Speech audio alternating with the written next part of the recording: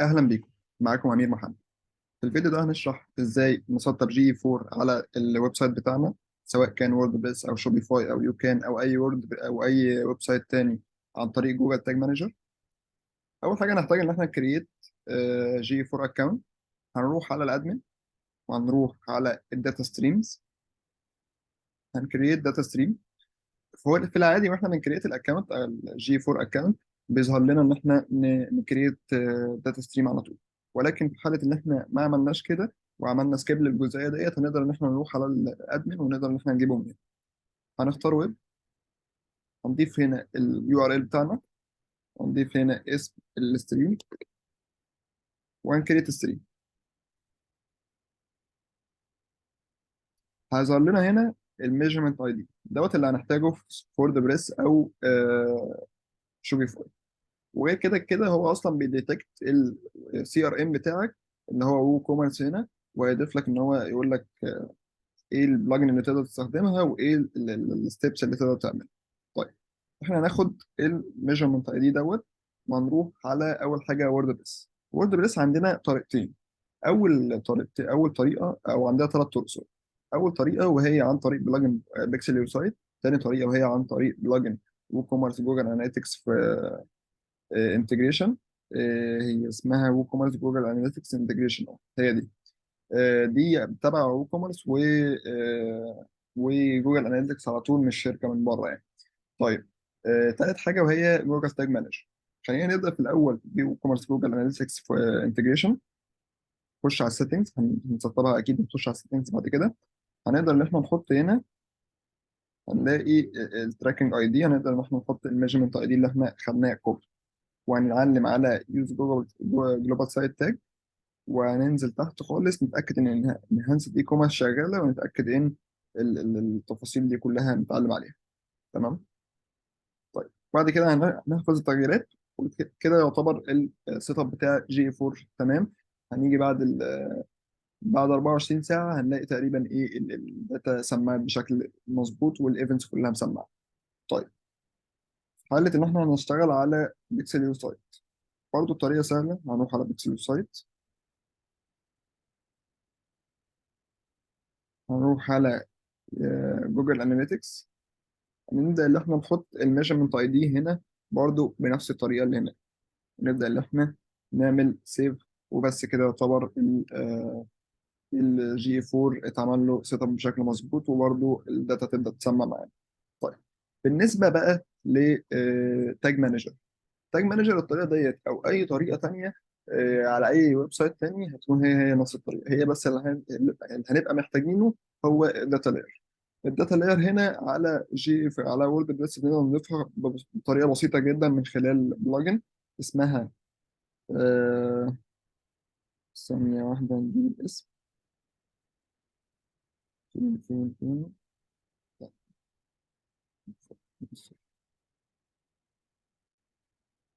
نروح على البلجنز اللي عندنا، هنلاقي الاسم بتاعها فين جي تي ام 4 دبليو بي. دي هنقدر نجيبها برضو من الاعدادات، مجرد ما بنسطبها مش محتاج ندور عليها هنا، بنلاقيها في الاعدادات. بس في الاعدادات هتلاقيها اسمها جوجل تاج مانجر. خش عليها، هنلاقي هنا ان احنا نقدر نضيف التاج مانجر اي دي بتاعنا هنا على طول، ونتاكد ان الكود هنا معمول اون مش اوف، لان هي في الغالب بتتعمل اوتوماتيك اوف. وبعد كده نعمل حفظ للتغييرات او سيف. طيب، عشان نضيف الداتا لايرز بنضيفها ازاي؟ بنروح على انتجريشن، ومن انتجريشن بنروح على وو كوميرس، وبنعلم على تراك انهانسد اي كوميرس دي، ونعمل حفظ التغييرات او سيف. طيب، كده احنا عملنا الجي تي ام بتاعنا او التاج مانجر بتاعنا، اتضاف على الويب سايت واتضافت معاه الداتا لاير. طب عايزين نتاكد ان الداتا لاير دي متضافه ولا لا؟ بنروح هنا اي ويب سايت او اي ايفنت بنعمله بيظهر لنا، ولكن هنا احنا في الثانك يو بيج عملنا بيرشز. هنلاقي ان في اتنين داتا لاير مضافين. في ديت اللي هي هتلاقي في الاخر اوردر كومبليت اي سي، دي بتبقى عايده على انهانسد اي كوميرس. وفي البيرشز العاديه، احنا نقدر نستخدم اي حاجه منهم، بس في بعض الاوقات بيكون في واحده منهم بتحصل زي مشكله كده ان هي مش بتسمع فاليو. الفاليو بتبقى بتضاف الفاريبل بتاعتها مظبوطه ولكن مش بتسمى فاليو. ففي الحاله ديت بنبدا ان احنا لو حصلت واجهتنا مشكله بنبدا ان احنا نتجه لل الداتا لاير الثانيه المختلفه اللي احنا ما استخدمناهاش. طيب احنا هنختار الديشز. هنلاقي عندنا دي كل دي فاريبل. اول حاجه الايفنت نيم وهو اللي هنعمل بيه التراك. هناخد البيرشز ديت او الايفنت نيم دوت كوبي فاليو، ونروح على جوجل تاج مانجر، هنروح على التريجرز، بنعمل نيو ونخش على الكاستم ايفنت ونضيف اسم الايفنت على طول هنا. وممكن نضيف الاسم نفسه لان دوت داتا لاير عشان ايه تكون واضحه بالنسبه لنا. هنعمل سيف كده، اضاف التريجر بتاع ال- التريجر بتاع البيرشز. طيب. طيب ده ببساطة إيه برضه عشان لو محدش عارف. دوت ببساطة أنت ده تريجر بتقول له آه، امتى يسمع التاج بتاعك. يعني انت دلوقتي ضفت تاج سواء التاج دوت فيه كود او تمبلت او اي حاجه بيكسل، فيسبوك بيكسل او جي اي 4 ايفنت او اي حاجه خالص. التاج دوت انت عملت له سيت اب، بيبقى من ناقصك ان انت تحط له تريجر في الاخر بقى تقول له التاج دوت يسمع امتى. هل يسمع في الاول بيجز، يسمع على طول في اي بيج، ولا يسمع في اماكن معينه زي ما انت مثلا بتحط له يو ار ال وهكذا. انت هنا اكنك حطيت له يو ار ال بس انت بتقول له يسمع لما الداتا لاير دي تظهر. فانت الداتا لاير دي بالاسم دوت اللي هو البيرشز بتظهر في ثانك يو بيج بس. فانت هيسمع لك التاج بتاعك اللي انت عامله بالتريجر دوت في الثانك يو بيج بس. وهتبقى بطريقه اكيوريت شويه عشان انت دلوقتي لو عملته باليو ار ال وعملت ريلود للبيج هيسمع تاني الايفنت، هيسمع كل شويه او التاج هيسمع كل شويه. ولكن هنا بالداتا لاير انت لو عملت ريلود للبيج مش هيسمع تاني لان الداتا لاير مش هتظهر تاني، هي بتظهر مره واحده بس. فديت بتكون حاجه مفيده ليك ان انت ما يحصلش عندك تكرار للايفنتس او للتاجز. تمام. طيب. طيب هنروح تاني على الثانك يو بيج بتاعتنا ونشوف الداتا لاير ديت فيها ايه فاريبلز ايه تاني. هنلاقي فيها الاي كوميرس كارنسي، وهنلاقي فيها الايتمز اي دي، وهنلاقي فيها الايتم نيم، وهنلاقي فيها البرايس، وهنلاقي فيها كل التفاصيل اللي نقدر نطلعها عن الاوردر ده. طيب احنا دلوقتي محتاجين نعمل فاريبلز للحاجات دي. احنا محتاجين دي الحاجات دي نضيفها او نستخدمها. احنا محتاجين لها نعمل لها فاريبل، داتا لاير فاريبل. طيب هناخد لو مثلا احنا عايزين نعمل للكرنسي مثلا، هناخد كوبي كي للجزء ده اللي هو الاي كوميرس دوت كارنسي. هنروح على الجي تي ام، هنروح على الفاريبلز،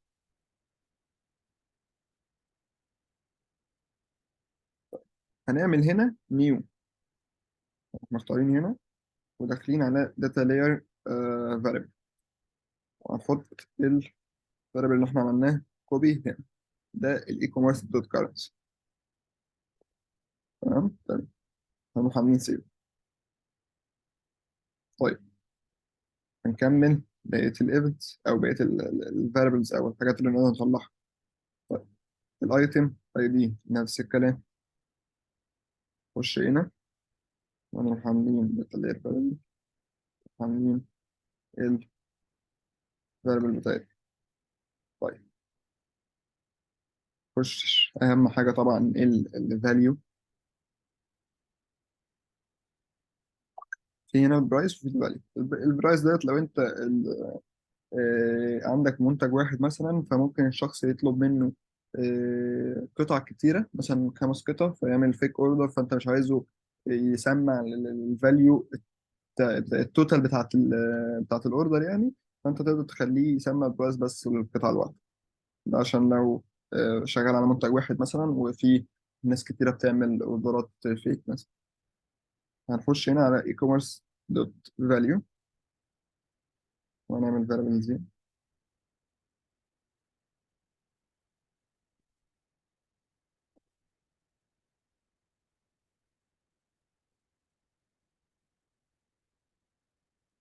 بنحتاج تاني حاجات زي التاكس والشيبنج. التاكس والشيبنج هنا.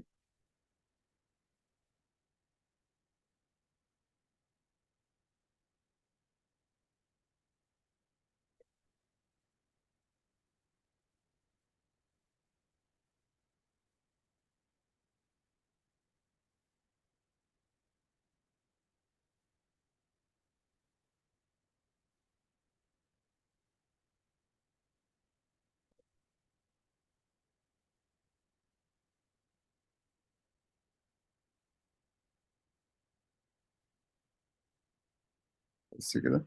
كده يعتبر خدنا اغلب الفاريبلز اللي احنا محتاجينها. طيب، بنعمل السيت اب بتاعنا ازاي؟ اول حاجه نروح على التاجز.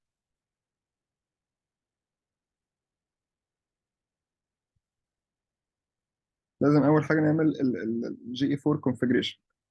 ده بنعمله ازاي؟ ده ندوس هنا على التاج، هنلاقي في اول حاجه بتظهر لنا جي اي 4 كونفيجريشن. هندوس عليها ونحط الميجرمنت اي دي اللي احنا كنا بنحطه او بناخده من داتا ستريم. في اللي احنا عملناه هو الميجرمنت اي دي دوت، بناخده كوبي ونحطه في التاج مانجر هنا كده. نعمل بيست، نلاقي فيه بعض السيتنجز برضو اللي احنا محتاجينها. احنا اهم حاجه بالنسبه لنا نعمل الاول بيجز والبيجز وبنعمل سيف. تمام، بس احنا كنا عاملينه في الاول فمش هنعمله تاني. طيب، ايه تاني بنحتاجه؟ إيه بنحتاج ان احنا نعمل الايفنتس بقى بتاعتنا. طيب، هنعمل البيجز اللي احنا عملناه بالفعل. نختار جي 4 ايفنت، هنختار الكونفجريشن تاج اللي هو اللي اتعمل، وبعد كده هنختار الايفنت نيم. الايفنت نيم هنا بنقدر نعمله بطريقتين. اول حاجه ان احنا نكتبه مانيوال اللي هو فيرشز، او ان احنا نضيف فاريبل للايفنت نيم على طول، عشان لو الايفنت نيم مثلا كومبليت اوردر، كومبليت نيمنت، اي ايفنت او الداتا لاير متسميه اي اسم، هو بيسحب على طول كفاريبل، ولكن احنا هنضيفه هنا كبيرج. طيب، لو الايفنت نيم بتاعنا معمول باكتر من كلمه، مثلا اد تو كارت، فاحنا ساعتها هنعمل الشرطه دي تو كارت. لازم يبقى شكله كده. وهنا هو لو الايفنت دوت مش موجود في جي 4، انت مجرد ما ضفته كده وهو بدا ان هو يسمع داتا، هو بيكريت كاستم ايفنت على طول في جي 4. تمام، احنا هنعمله بس ايه؟ الشيز. طيب، بعد كده هنبدا في الايفنت بارامترز دوت، اللي هنا هنضيف الحاجات اللي احنا ضفناها زي الفاليو والكرنسي وكده. هنبدا نضيف هنا بارامتر نيم فاليو مثلا.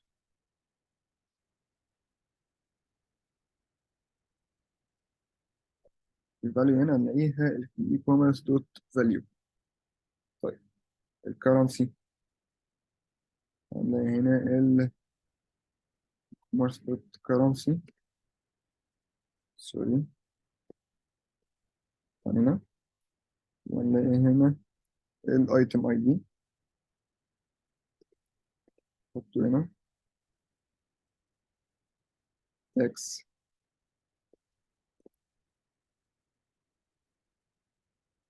الشيبنج.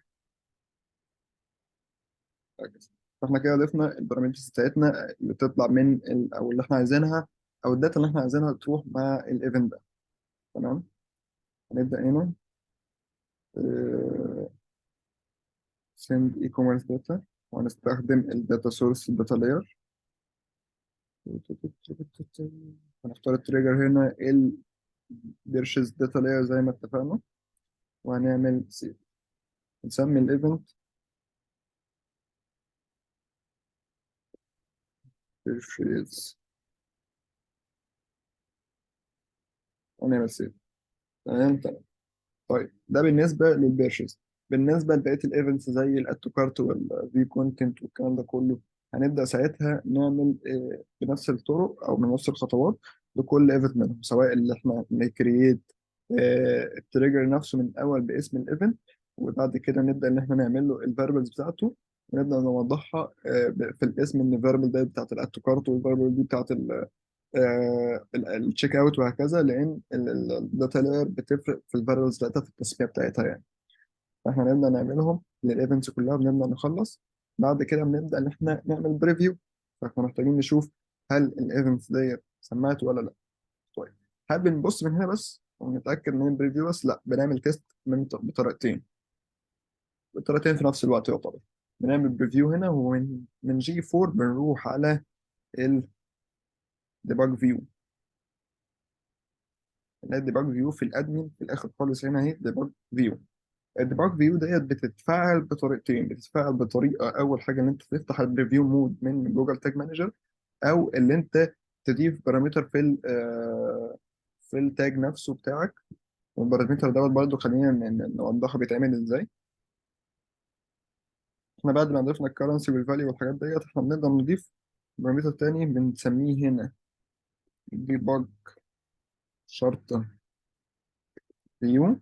وهنا بندوس بنضيف ترو، وبنعمل سيف دوت بيشتغل على طول. هو بالنسبه له الديباج فيو دوت بيبقى شغال على طول 24 ساعه. ولكن لو انت مش عامل ده، او ما فتحتش البريفيو مود، هو مش هيسمع لك الايفنتس، ومش هيشغل لك الديباج فيو بمعنى اصح.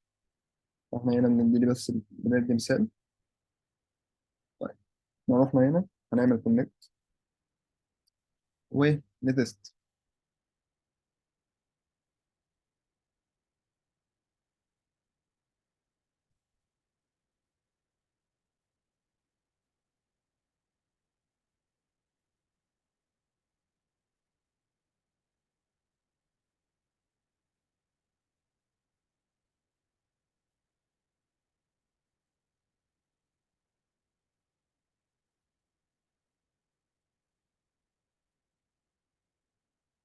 نلاقي احنا عملنا التيست بتاعنا. نروح هناك هنلاقي إن كل التاجز فاير، وهنتأكد هل هي فاير مرة واحدة ولا أكتر من مرة. هنلاقي هنا configuration fired 5 times، فهو عشان هو بيسمى في الأول بيجز. الإيفنت دوت أو التاج دوت بيسمى برضه في الأول بيجز، فسمى 4 مرات. هنا دولت اللي هم بيسمعوا، أو البيرشز بتاعنا الإيفنت بتاعنا اللي هو بيسمع مرة واحدة أو سمع مرة واحدة بالفعل. طيب هنروح على الأناليتكس أو الجي 4.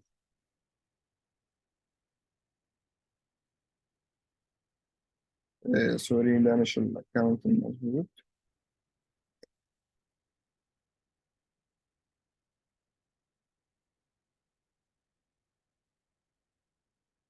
أهو هنا الديباج فيو كان شغال هنا اهو. هنلاقيه سمع البرفورمانس تايمنج ديت 6 مرات، البيج فيو 5 مرات، يوزر انجيجمنت 3 مرات. البيرشز دي اللي احنا ضفناها هتسمع هنا. طب ليه البيرشز معموله بلون اخضر كده؟ هتلاقي هنا ده الكونفرجن ايفنتس، فهو مسمى البيرشز ككونفرجن ايفنتس بشكل اوتوماتيك على طول.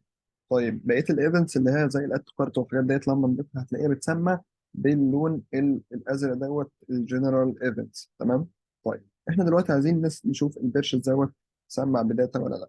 هنلاقي في البارامترز هنا، هنلاقي ضفنا لنا الكرنسي، جي بي، ديباج مود، انجيجمنت تايم، الايتم اي دي. هنلاقي ضافوا لنا برضه البيج تايتل، هتلاقيه ضافوا الشيبنج، هتلاقيه ضافوا التاكس، نفس الكلام ترانزاكشن اي دي. الفاليو دي اهم حاجه بالنسبه لنا ضاف. فهنا هو ضاف كل حاجه يعتبر. طيب هنضاف هنا، ضاف الايتمز كمان، ضاف كل الحاجات اللي احنا محتاجينها، وكل الداتا اللي احنا محتاجينها.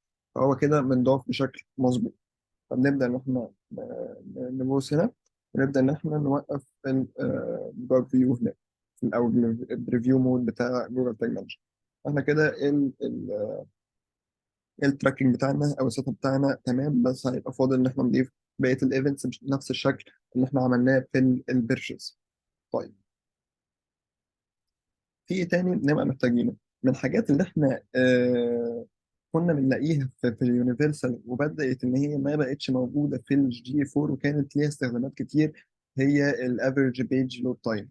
الافريج بيج لود تايم ديت كانت بتفرق معانا في التيست على سرعة الويب سايت. طيب احنا لو جينا مسكنا اكونت جديد وعملنا له تيست او اوديتنج، فاحنا من اول الحاجات اللي بتهمنا سرعه الويب سايت. بنشوف هل سرعه الويب سايت كويسه ولا بطيئه، وهل مستقره ولا لا. طيب الطرق العاديه اللي الناس بتعملها او الطرق الشائعه بمعنى صح، احنا بنستخدم تولز بتعمل لنا تيست على في الوقت الحالي. طيب دي مش افضل حاجه ليه؟ اولا هي بتعمل يعني تيست على السرعه بس، مش بتعمل على الاستقرار، فانت مش هتعرف انت بتعمل على الوقت الحالي بس. ثانيا ان هي بتكون معتمده على النتورك بتاعتك، ومعتمده على الوقت الحالي اللي انت بتتست فيه، هل في مشاكل ولا لا، وهكذا. لان ممكن في بعض الاوقات بيكون الويب سايت آه، محتاج ان هو، او الويب سايت بيكون المشاكل السرعه فيه مش مستقره. فبتلاقي ان انت في اوقات كتيره جدا على مدار اليوم سرعه كويسه جدا، واوقات تانية السرعه بتبقى سيئه. فدي الاوقات اللي بتاثر على ارقامك على الويب سايت. فانت دلوقتي مثلا على سبيل المثال انت بتسكيل وحصل دروب مثلا مره واحده في وقت معين من اليوم، فانت بتبدا تحدد هل المشكله ديت من سرعه الويب سايت ولا لا، هل حصل حاجه في سرعه الويب سايت في اليوم دوت في الساعه دي ولا لا. ودي كنت بتقدر تعرفها بطريقه بسيطه جدا من يونيفرسال اناليتكس، بس دلوقتي ما بقتش موجود. طيب هل في طريقه ان احنا نشوفها؟ في طريقه. طيب ايه الطريقه ديت؟ ببساطه احنا بنضيف ايفنت جديد، او كاستم ايفنت لجي اي 4. طيب الكاستم ايفنت دوت بنقدر نسميه اي حاجه، بيج لود تايم، بيرفورمانس تايم، اي حاجه احنا محتاجين نسميه. طيب الداتا او الداتا اللي هيسحبها الايفنت دوت بتتسحب ازاي؟ بتتسحب من خلال داتا لاير احنا بنضيفها من خلال جوجل تاج مانجر دوت. طيب هنضيفها ازاي؟ خلينا نبدا بالخطوات. اول حاجه نحتاجها وهي الكود ده. الكود دوت هنبدا ان احنا ناخده كوبي كله، ونبدا ان احنا نروح على جوجل تاج مانجر. هنكريت تاج جديد احنا عملنا له كريت اصلا. التاج دوت هنلاقيه، بنختار الكاستم اتش تي ام ال، الكاستم اتش تي ام ال في الجزء ده بنختاره وبنضيف الكود اللي احنا خدناه كوبي دلوقتي، ودوت هنلاقيه في الشيت هيضاف لكم ان شاء الله. التريجر بنخليه ايه؟ ويند لودد، مش اول بيجز ولكن الويند لودد. الويند لودد هنا هنخليها بيج وبيج فيو ويند لودد، وهنخليها اول ويند لودد ايفنتس. طيب خلينا نشوف بنجيبها ازاي. برضه بنجيبها من هنا على طول وبنعلم عليها على طول كده من سيف. تمام تمام، بنعمل سيف خلاص. طيب ده ايه ده هيضيف ايه ده بالظبط؟ ده لما هنروح للويب سايت بتاعنا وبنفتح الداتا لاير تشيكر الاكستنشن ديت، هنلاقي فيه حاجه اسمها بيرفورمانس تايمنج، او الايفنت اللي احنا ضفناه دلوقتي. هنفتحه كده هنلاقيه بيضيف لنا فاريبلز حلوه جدا، زي التايمنج بيج لود تايم، البيج لود تايم، الدي ان اس تايم، الدايركت ريسبونس تايم، السيرفر ريسبونس تايم، الكونكت تايم. كل حاجه احنا بنكونتنت لود تايم، كل حاجه احنا محتاجينها في افريج بيج لود تايم، او كانت بتضاف لنا في اليونيفرس. طيب دي كده الداتا اللي احنا نقدر نستخدمها. هنعمل بيها ايه؟ هنبدا ان احنا اولا نكريت تريجر. التريجر دوت هيكون باسم الايفنت اللي احنا، او الداتا اللي احنا شفناها ديت اللي هي تبقى بيرفورمانس تايمنج. طيب هنضيفه زي ما ضفنا الايفنتس بتاع البيرشز. هنضيفه هنا، نلاقيه هنا نضيف بالاسم بس على طول وبكاستم ايفنت وبنعمل سيف. تمام تمام. طيب بنروح على التاجز، بنكريت جي اي 4 ايفنت بنفس الطريقه برضو. بنكريت بقى ايه؟ الفاريبلز بتاعتنا للبيج لود تايم والحاجات دي، وبنسميها برضو كده. طبعا طبعا طالما في اكتر من كلمه بنحط الشرطه بتاعتنا ديت، وبنحط ايه الفاريبلز هنا في الناحيه التانيه. تمام تمام. وهنا بنعمل ديباج مود ترو برضه عشان ايه؟ يسمع على طول. طيب بنسمي الايفنت هنا بتاعنا بقى باي اسم احنا محتاجين. ممكن نفس الاسم بتاع الداتا لاير اللي هو البرفورمانس تايمنج، او بنغير الاسم بتاعنا ونسميه بيج لود تايم. يعني هو ممكن نحط ده نفس ده بالظبط، ممكن نحط اي اسم تاني يكون مناسب ليه. طيب احنا خلينا هنا نفس اسم الايفنت على طول، أو نفس اسم الداتا لاير، ونخلي التريجر التريجر اللي احنا لسه عاملينه للداتا لاير دي، وبنعمل سيف عادي. طيب كده في ايه تاني محتاجين نعمله؟ محتاجين نعمل الكاستم ماتريكس على جي اي 4. بنروح على جي اي 4 الاكونت بتاعنا، وبنفتح الادمن، هنلاقي كاستم ديفينيشنز، نخش عليها وهنلاقي ايه جنبها كاستم ماتريكس. كاستم ماتريكس هنا بنعمل ايه؟ كريت كاستم ماتريكس. بنسمي المترك بتاعنا اللي هو مثلا ايه كونتنت لود تايم، وهو كده كده يبقى ايفنت. بنضيف الديسكربشن بتاعه ونوضح ده ايه بالظبط. بنضيف الايفنت بارامتر. الايفنت بارامتر مش هتلاقيه متضاف، هو انت لسه عامله. آه، فانت بتقدر ان انت تضيفه بشكل مانوال. ازاي؟ تعال نشوف. يعني مثلا احنا دلوقتي في بيج لود تايم، وناخدها هنا ونعمل لها ليست. هو بيقول لك ده اوريدي معمول اصلا. فانت مثلا ايه هتعمل ايه؟ حاجه مختلفه اللي هو اتنين مثلا، فانت كده عملت واحد ايه. طيب فانت دلوقتي عشان هو معمول بس هو مش راضي يسمى هنا، فانت بتسميه، بتسمي الايفنت بارامتر بتاعك بالاسم اللي هو بيج لود تايم عشان تقدر تحط الرقم بتاعك. طيب هنا بتبدأ تعملها التايم 9 seconds، وبتبدأ إن أنت تسيف.